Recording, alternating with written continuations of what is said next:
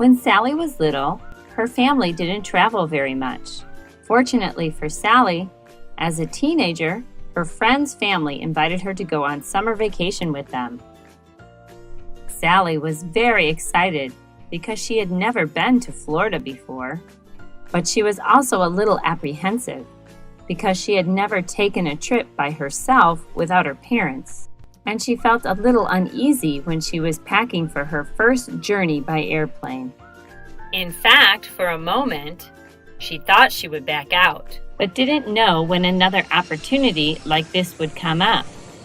So she tried to cope with her fear.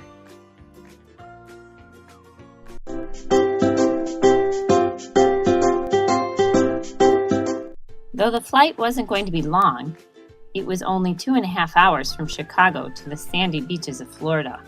Sally didn't know what to expect. She worked herself up with worry. Would the flight be bumpy? Would she get nauseous? Would she start to cry with fear?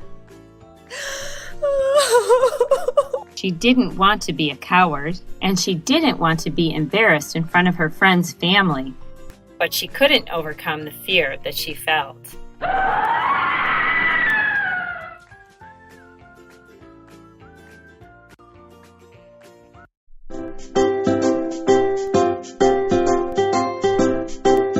Usually, Sally was very confident and could deal with the unexpected without much of a problem. For example, last year, she was selected to represent her school at a Model United Nations conference.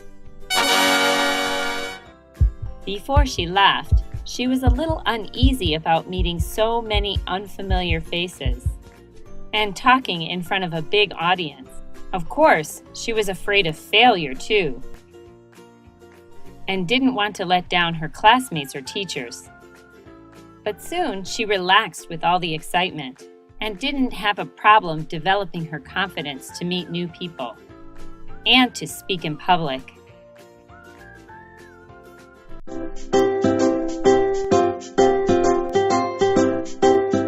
The morning of her trip, Sally finally confessed to her mom that she was afraid to fly. Her mom always had good advice. Sally's mom talked about how safe air travel was and gave her concrete facts about air safety compared to other modes of transportation. But more than that, her mom encouraged her to face this fear head-on, reminding her that the alternative would be a life that was limited. She encouraged Sally to see that flying was her key to learning about the world and its many peoples and cultures.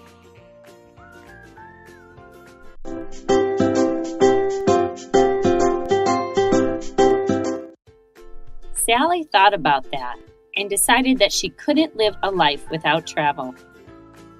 There were so many places she wanted to see and experience. The flight to Florida was uneventful, and Sally had a great vacation. As soon as the airplane took off, her fear disappeared like the ground below, and she actually enjoyed the ride. From that time on, Sally remembered her mom's wise words about how to face her fear by considering what would happen if she didn't. It has helped her time and time again to overcome the anxiety of trying something new. And Sally is grateful for her mother's wisdom.